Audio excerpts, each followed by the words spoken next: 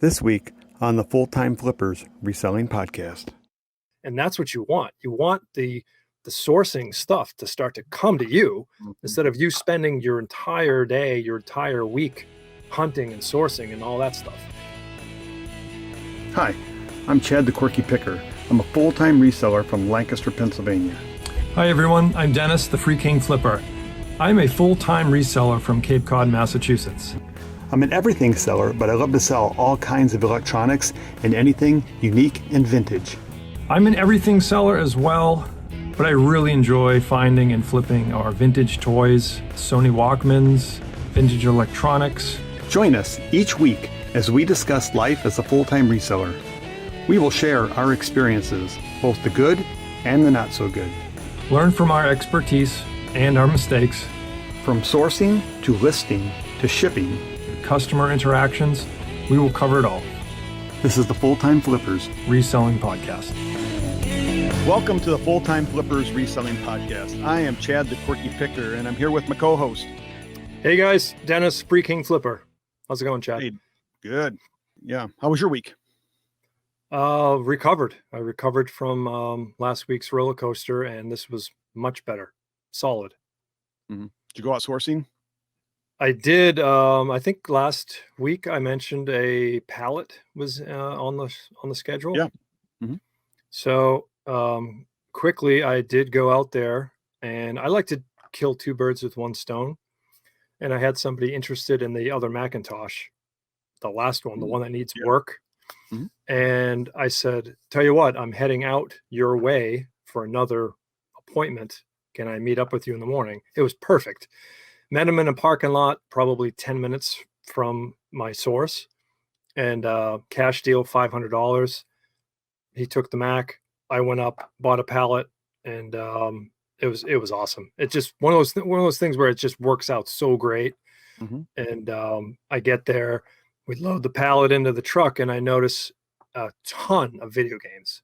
And fast forward and to when I bring it home and I count it, and it's just under 100 video games, PlayStation, Wii, Xbox 360, some PC games in there, and a little Game Boy game. So it was awesome. Well worth it. Have you looked anything up yet? Like, what's the most valuable thing you found so far? Then of course all the DVDs and the sealed media, the sealed Blu-rays and all that.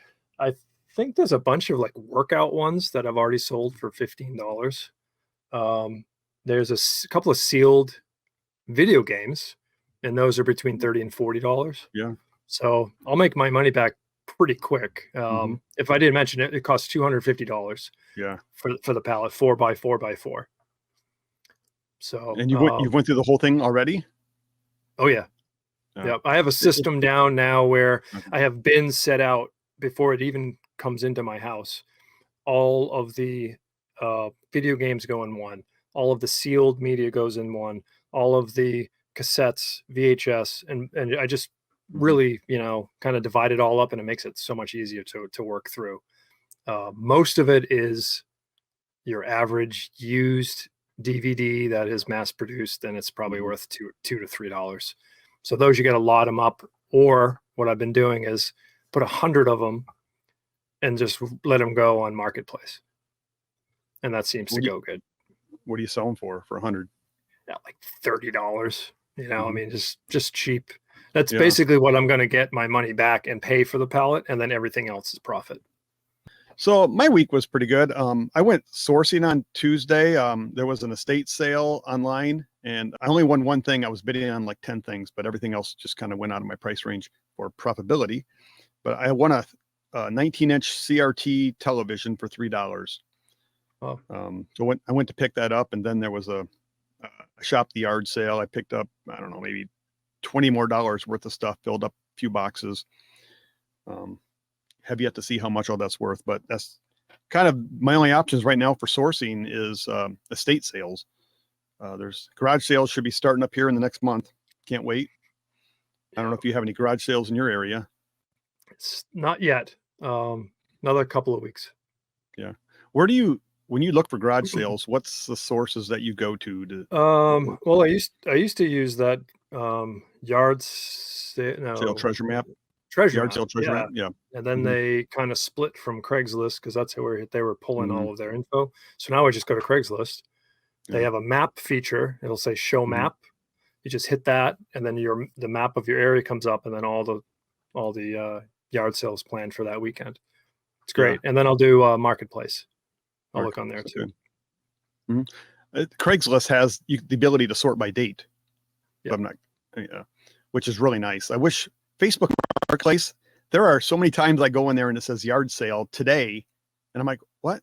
This is from like last fall. I mean, Yep. but I don't really know that because they never put the date anywhere in the ad, and then they leave it up. They don't remove it when it's over. So I'm like, Right. why doesn't Facebook just put a sort by date as well? How hard can it be?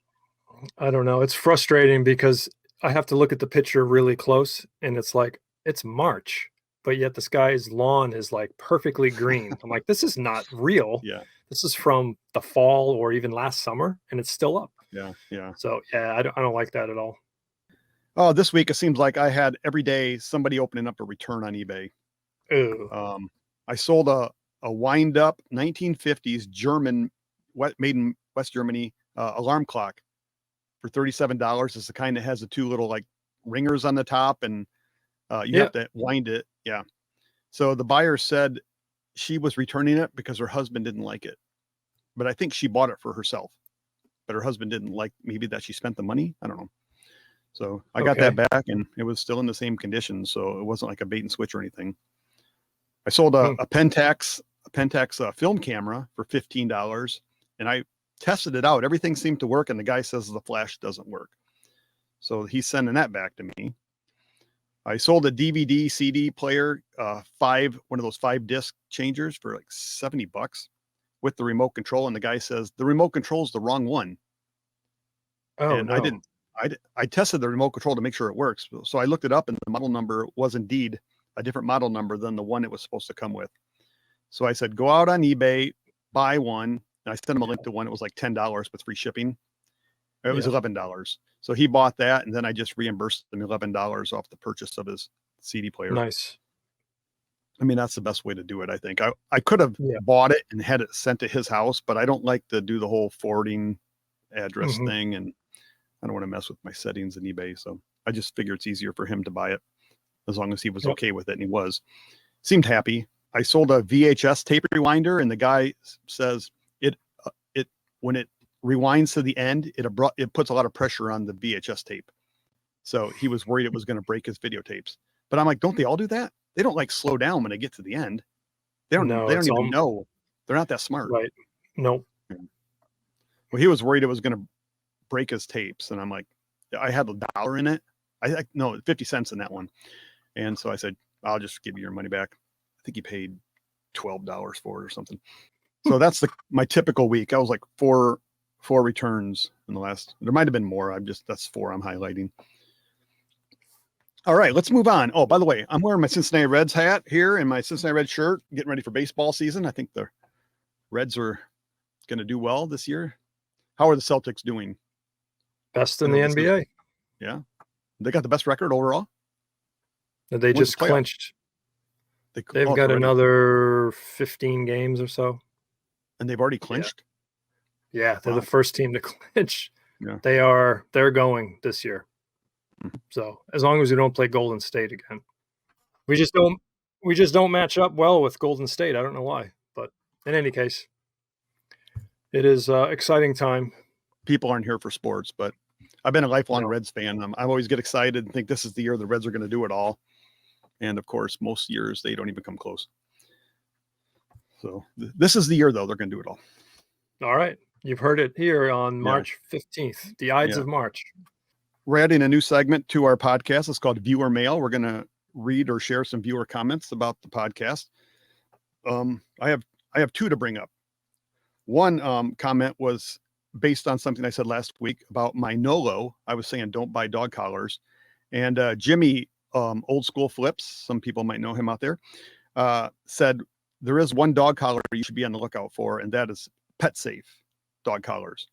So I did a little deep dive just to see, and in the last 90 days, 3,730 of these have sold for the average price of $56 plus $9 shipping. And there's only 1,700 on eBay. currently active. So that's like a 210% sell-through rate. Wow. So if you see pet safe dog collars, I think they're like electronic collars that work with fences and stuff. Pick them up, especially if you can get them for $5 or less, because you're going to get $56 for it. Nice. And the second comment I have is from another podcast. The Two Old Guys Reselling Podcast gave us a little shout out. So I thought I would share that clip with everyone if I can figure this out. And the other one is Full-Time Flippers, the Full-Time Flippers podcast. Right. With Quirky Picker Chad and Denis, the Free King Flipper. I don't know if that's a play on words or if he meant that. Denis, the Freaking Flipper, or Denis, the Free King Flipper. It's the Freaking Flipper. Yeah. I don't know. But anyway, go check it. I did the same thing you're doing when I first read it. It runs together for me, the Freaking Flipper. Yeah. So I don't know. But yeah, go check them guys out. I'm sure they would appreciate any subscribers or any support that they could get.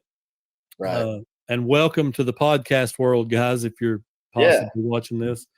Absolutely. It's a grind. Enjoy the ride. It takes a while, but if you like what you're doing, it's worth it. So there we go. So thank you, Caleb and Josh, the Bama Jaybird, for mentioning our podcast. So thanks again, guys. Yeah. All right, moving on to the segment that we call Home Runs and Strikeouts. Best and worst sales of the week. Denis, home run. My Macintosh, hands down. Was happy to get rid of it. I actually had it on Instagram for a little while, show people where I was and all that. But again, wasn't as much as I wanted, but learning more and more about that particular model. It's not a sought after model. Mm-hmm. I saw comps up 1,300, but these things were in full working condition. Mm-hmm. Both of the units that I got needed new lights. The bulbs were burnt out. There's no like the little feet on the bottom. Those were missing. And there was a hum when you first turned them on. And someone on one of the forums told me that that's an aging power supply. So those would have to be replaced. So to get, $500 for it, the guy knew exactly what it needed. And he just wanted one. And it's a home run for me. So I'll take it. Yep. My home run was also a stereo system. I had a B&W amp that I bought from that guy when I did the private pick at his house, the Speed Demon guy. Paid $150 for it, sold it for $275 on eBay, shipped it out yesterday. It's like $50 for $47 for shipping. Yeah. Because it was quite heavy, like 45 pounds, I think. But that amp, when I hooked it up to speakers, I'm like, you could just tell this was a different type of power than your basic Pioneer or your Sony amps. Yeah. It had some serious power to it. Yeah. So that was my home run too. But what was your strikeout? I sold, and I don't even know why I do this. I sold the DVD set, and I swear I looked in there, and sure enough, they come back and they're like, yeah, it's missing a disc. One of those complete series types of ones. And I'm like, I don't even want to argue. I don't even want it back. So let me just throw your money back. I think it was like $13 or something like that. Just here, just take it, keep it. I just don't return it, that type of thing. So it's a lesson for me. Look and then look again. You're taking pictures. That's great. You're going to look and take pictures of them. But before you ship it out, maybe look again. Which I don't. I just wrap it up and go. I learned that lesson at a yard sale when I bought 20 to 25 video games. And I was so excited that I found them there, and she only wanted $1 a piece. Paid her, get in the car, get home, and you know where this is going. Yeah, They're all empty. All empty. Every single one of them was empty. We've all had that happen. So I went back to her and I'm like, look, you owe me nothing. You absolutely owe me nothing. And I said, I just want to let you know they were all empty. And she goes, hold on a second. She runs inside and she comes out with one of those black cases with the zipper, and they were all in that. And she goes, here you go. No, they were all great condition. And I'm like, thank you so much. I'm like, you didn't have to do that. It's my bad for not looking. So every time after that, I'm at a yard sale, I open them up and look. So I usually look at a good lesson. The condition as well, because if there's scratches, I don't have a disc refinisher. I've often, as much media as you buy, maybe you should consider They're one. expensive. Yeah. I get so much media that the scratched ones, I usually just toss. I just toss That's them what I'm out. saying. If there's any money in the scratch ones, it could pay for itself at some point. Yeah, especially the video games. You know, I'd hate Yeah. throwing out video games. But yeah, it's something I should look into. I got one right here. This video game, Nice. it does not play. It's got too many scratches on it. So I bought my son another one, and I don't know what to do with it. I don't want to. Scratch. The case will actually sell if it has the manual in it and everything. Yeah, but the disc is worth something too. And I just wish if I just could. I've watched videos on YouTube of guys using sandpaper on them or toothpaste and different things. I don't know, but yeah, sounds a little scary to me. What about you? Strikeout? Strikeout. Some postcards.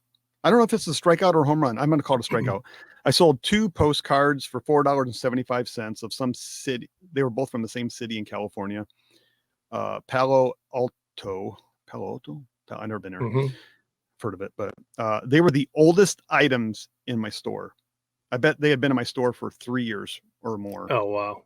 Because all my postcards are still there. Like I've sold all the other stuff that I've listed early on, but my postcards just won't sell. Maybe I'm asking too much. Some of them are really cool, rare postcards, but there's just no market for postcards. That should be my my NOLO of the week as well, postcards. But all right, moving on to BOLOs and NOLOs. One thing to be looking for and one thing that you wouldn't buy again. Dennis. I mentioned the GeoTracks last week and the purple one that sold, but this is what I'm talking about. It has a remote. This isn't the one, obviously, because I sold it. And then the little train car, and sometimes there's a couple of cars on it. When you find these, definitely look them up. They vary in value, but the one I got was like a old-fashioned looking train with purple cars on it. And if you go and check the solds, it's $80, $50, $60, and $75 are the 4 most recent ones that have sold. So I bought a whole tub, like I said, for $20. So I made my money back like that. And now I'm selling lots of the tracks, which I shipped out today. Somebody wanted 2 lots, and that was almost $50. So it's great when you get that big bundle of stuff. But the real bolo, this is coming into the time where I go to yard sales, tools, even just simple hand tools. Know your Cornwell, Mac, Snap-on, Craftsman. I buy and sell a ton of stuff. Just 5 or 6 wrenches, a nice little set, 10 wrenches set, ratchets and sockets, and this stuff flies. It's especially if it's in good condition and US made.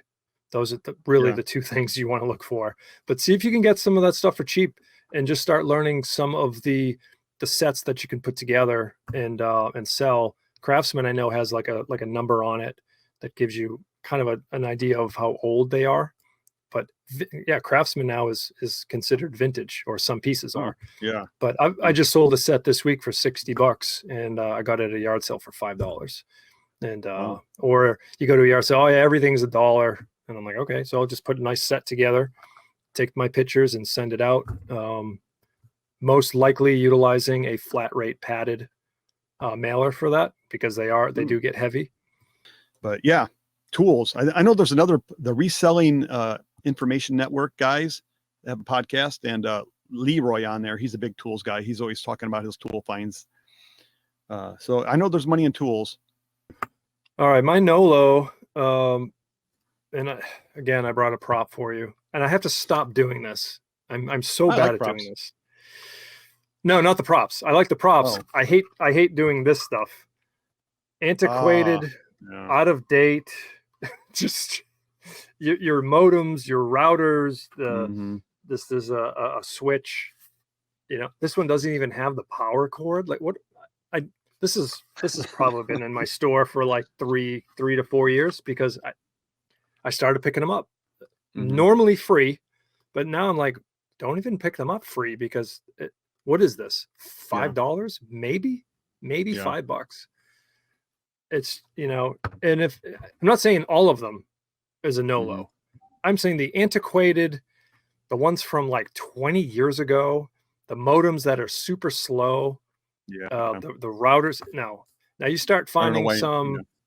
some of the newer versions and it has the box and all that. Fine, that's great. But I don't know why I still look for this stuff, or I don't even know why I still have this stuff. So pump the brakes on that. When I'm at a yard sale, I'm just grabbing all the electronics, and if there's routers and modems and stuff, I usually throw them in the box because I'm getting stuff so cheap. It's like, and then when I get home, I do a little bit of research, and if like it's not even worth $10, I typically don't even list it. I just take it straight to Goodwill. My bolo is air purifiers. I bought an Auric XL air purifier, especially if they have ozone. This one didn't have an built-in ozone. But I paid like $5. I think it was $5 at a yard sale, and sold it for 50. Anyhow, I was just looking them up, the Oryx on TerraPeak, just to see. There's 23 currently listed, and there's 23 sold in the last 90 days. So you have a 100% chance of selling it in 90 days if you buy one. The average selling price is $40 plus $22 shipping. So if you pick them up for $5, it's usually an easy $40 bill. Is there a $40 bill? No, there's not. No. $40. There's no bill. And then my NOLO, my first NOLO is, last week I mentioned that I bought a Singer vacuum cleaner, and it's the only one that was on eBay that I sold. I sold it, but there was none sold in the last 3 years, and none listed. Mine was the only one, so it's rare, but it's not worth anything. Well, I sold a Singer CD player today. I had one of those in my store for like a year and a half, and it didn't even work, but it looked just like a Sony Discman. Oh, wow. I mean, it was a solid machine, and I'm like, I don't know who is Singer. Is the vacuum company making these too? But I didn't know if it was like some Chinese knockoff that was supposed to look like a Sony Discman. But I sold it for $15. But I went out on eBay just to check today, and there is one other, since I listed it, one other person has one listed for $30 with the box, and none have. Mine's the only one that's sold in the last 3 years. So apparently, Singer CD players are extremely rare as well. But don't buy them. I mean, you'll never find one, but if you do, it's not really that profitable. Not worth. I just want to see what it looks like. Oh yeah, it does look like a Sony Discman knockoff. Yeah, it's heavy and same color, like the same fonts and stuff even used on it. Yeah, and the same colors. Yeah, this one has the box with it looks like it came with a headset, but it doesn't show it in the picture. Yeah, but yeah, he's asking $30 plus shipping. But my real NOLO is a puzzle. I sold a puzzle for $3. It was sealed, just a landscape of Italy. If a puzzle is usually not opened, I'll buy it just because I don't have to count the pieces and I don't have to worry about that. But I bought puzzles back when the pandemic started. There was some guy that was selling, I'm going to say 75 puzzles, a lot of Charles Wasaki puzzles. I don't know, the blue box, you know what I'm talking about there? You ever seen those? He does like Americana type stuff. I bought, I think out of the 75 he had, I bought 52 of them for $2 each. And one sold for, it was the Halloween one. I think I sold that one for $75. And then there was several puzzles I sold for $50 back. And these were used puzzles. I mean, oh wow. And I sold them all. I don't have any left, but I wouldn't pick them up today for anything. Used puzzles are hard. That's a hard sell. Used puzzles. I normally go for Springbok and White Mountain. My mom loves puzzles, but she only likes White Mountain because the pieces are a little bit bigger. Yeah. But there's so many, they were mass produced. I guess if you can find an old one, some of them might be worth $8 to $10. I think if you can find a Charles Wasaki Halloween puzzle, Halloween theme, those might still have some money. I should look them up. It up? There's quite a few. Normally, like these normal ones, 300 piece, they're like $8 or asking $8 for a Halloween. Yeah. No, not the Halloween one. No. Here's a used one. Yeah, that Americana type of look, 1,000-piece puzzle, $20 plus shipping. Another one, same thing, $25. one with all quilts on it, 1,000-piece puzzle, $12. But there's really not a lot. There's That's really it. 46 active Halloween puzzles. 10 have sold in the last 90 days. And one sold for $40, one sold for $36. So they're worth picking up if you can find one for $1 or $2 if it's Halloween themed. So, but most of them aren't worth the box that they were put in anymore. Moving on, customer service. Talk about your most interesting customer interactions from the last week. Do you have a customer service? It's real quick. Just something that I like to do when asked by a buyer. She wanted to buy multiple items. Each one of those items had shipping attached to it. And she was wondering how to go about that. I said, well, if it's not going to force you to pay right away, I said, just buy it, but don't make payment, and I'll send you an updated invoice. She couldn't figure it out. And I just said, buy it all. I will ship out in the morning, which was today, and then I'll refund you the difference. And she said, okay, that sounds good. And I did that. I honored that and sent her the money back, and she thanked me, and she's going to get her items. So it's just something to do. It's an extra step, but she was happy, and maybe she'll buy more from me. Plus you have to do math. Yep. That's the downside of that feature. Pay it now, buy it now or pay immediately is that you can't send an invoice anymore. Right. So I like sending invoices when they're buying multiple items, and I can just put the exact shipping cost in. Yep. Same. So yeah, no reimbursement. Do you reimburse after you ship then? Because I think if you reimburse before, you lose some tracking abilities in eBay.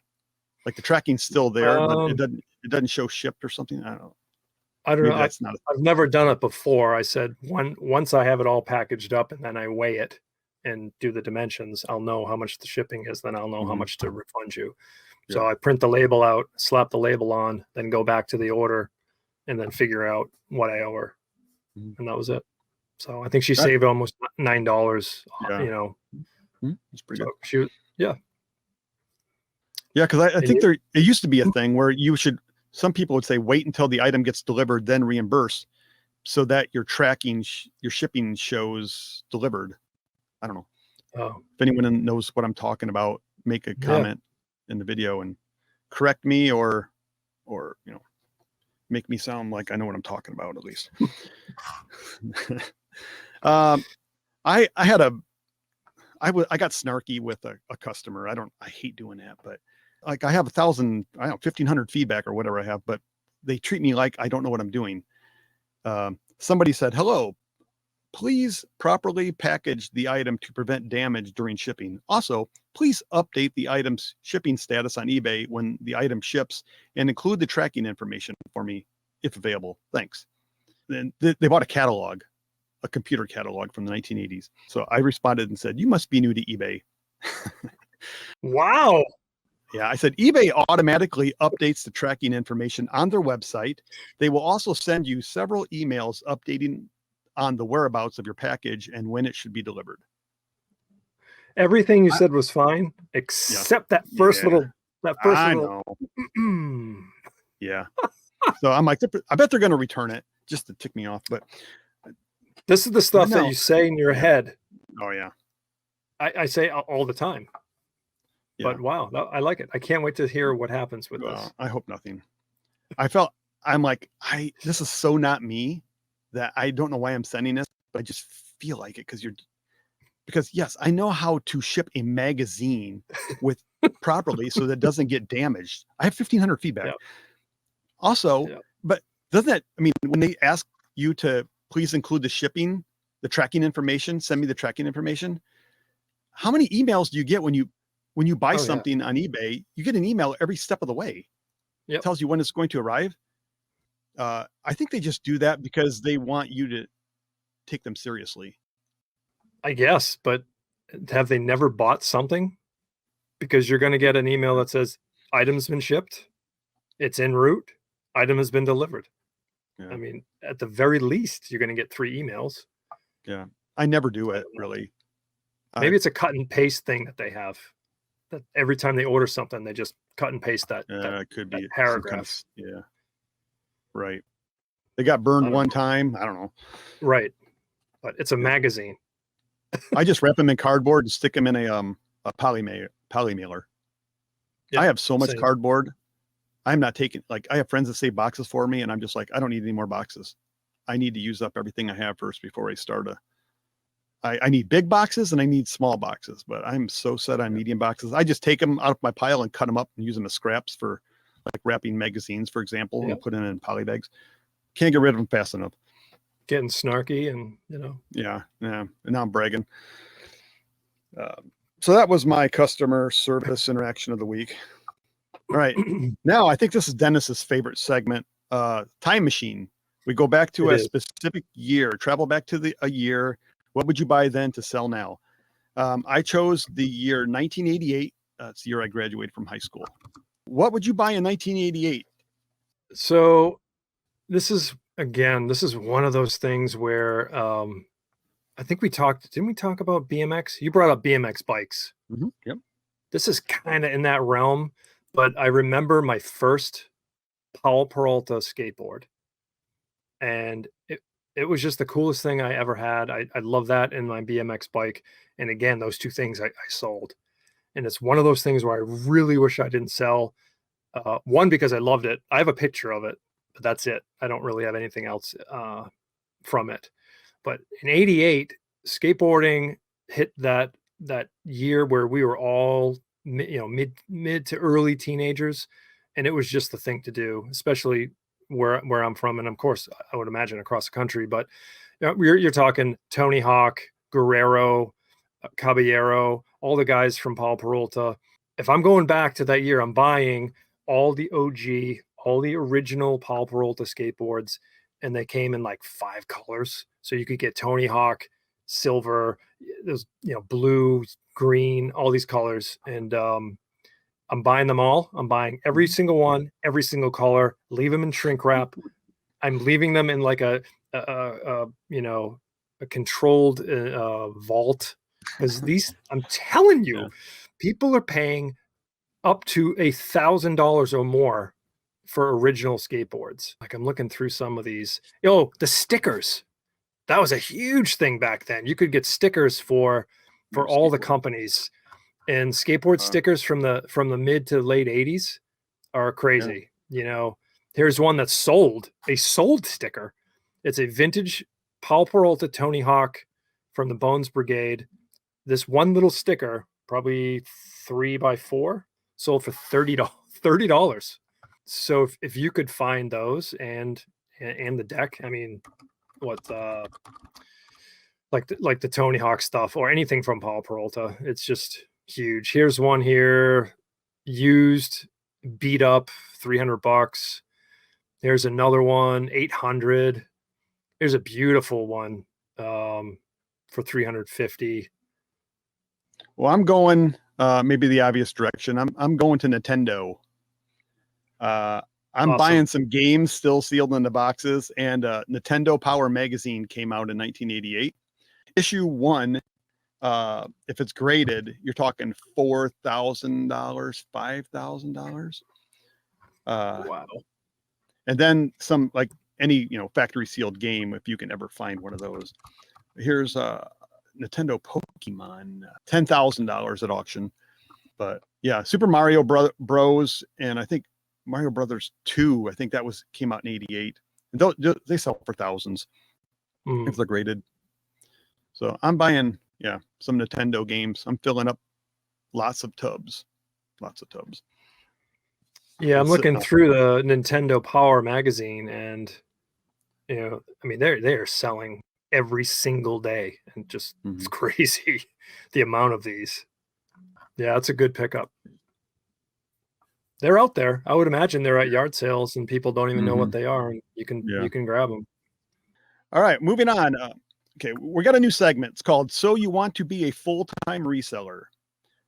Share a tip on what it takes to go full-time if you're currently part-time. Dennis, you have anything?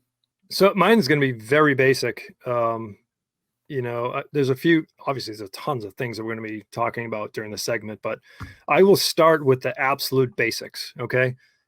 Get your finances in order. Okay. Your your insurances, your health insurance, dental, your medical stuff, your car insurance.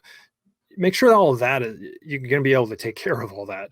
I'm guessing that you will be leaving a full-time job or leaving a part-time job to jump in full-time. It's going to take a lot of your time. You'll probably put in more than you did at your other job. But make sure you have some way of paying those things, like the insurances, because they are very expensive. And don't just make the jump. Definitely plan, listen to this podcast, and listen to the two guys that are doing this full time, and we'll try to steer you in the right direction, and let you know some of the mistakes we've made along the way that you should steer clear of. But definitely make sure the house is in order before you jump, and don't jump too soon. I might have jumped too soon, but I'm all in now. But yeah, like there's little, like, you got to have money, take out money for your taxes. You got to pay your taxes at the end of the year. You got to take out money for your property tax in your house. Like some things you might overlook, because I have my school property tax that's due in the fall, and my property tax is due in the spring. I don't have any debt other than my house, so that helps. I don't have car payments or anything like that. So if I did, I don't know if you start adding 2 car payments into my, I don't think there's no way I could do it. I'm just going to stick with what you said. Get your finances in order, and whatever that looks like, just start a spreadsheet, figure out how much money you need per week, and then you got to make more than that. I mean, I'll be completely transparent. My wife works full time, and that's where we get our health insurance. We're a family of 5. That's where we get our dental. That's where we get, some of the stuff that I'm not quitting a job and then we're not going to have any insurance and I'm going to have to buy it privately. I don't think I could do that. Mm-hmm. So am I kind of cheating? I guess, she has all the benefits. And then, of course, I work 50 to 60 hours a week, but she has all of the health insurance and all that stuff. So if you have something like that, okay, then you're already ahead of the game. If you don't, I don't know. I don't know how you make that jump quickly without stashing some money away and planning, definitely planning. Yeah. But we'll have more of this. We'll have more. I like this segment a lot because we are the, full-time flippers, and there's a lot of part-timers out there that want to make the jump.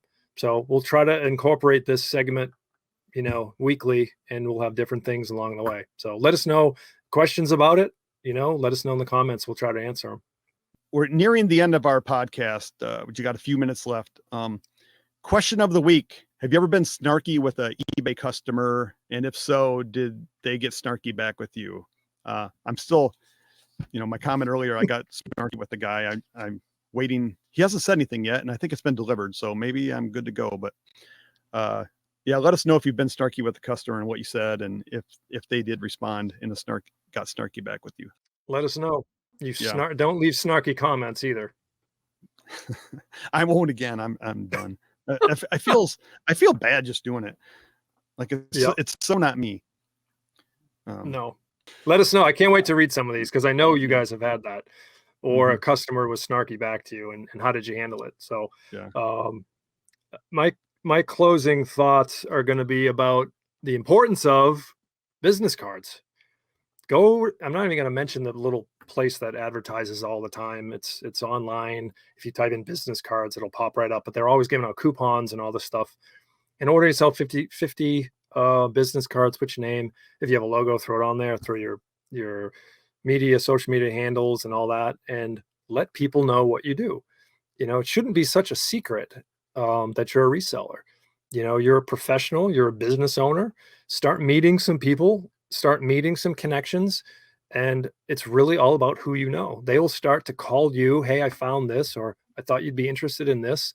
And that's what you want. You want the sourcing stuff to start to come to you instead of you spending your entire day, your entire week hunting and sourcing and all that stuff.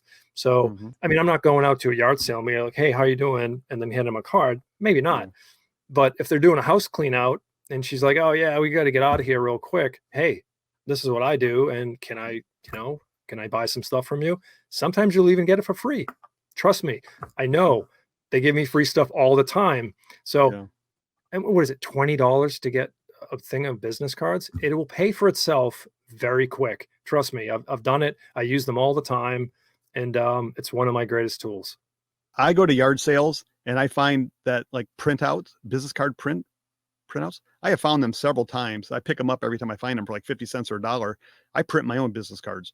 Yeah, you don't have to pay somebody if you can find them at a yard sale. There's mine. I got a whole bunch. Yeah. I can't wait. You need to share how you get all your free stuff. I know that's going to come up in a future episode. Yeah. How do you They find have to so much keep stuff? listening. They got to keep listening to the podcast, and then eventually it'll come out. All right. So it's some good stories there. All right. Well, that's all the time we have today. We'll see you next week. Guys, have a great week. See you soon.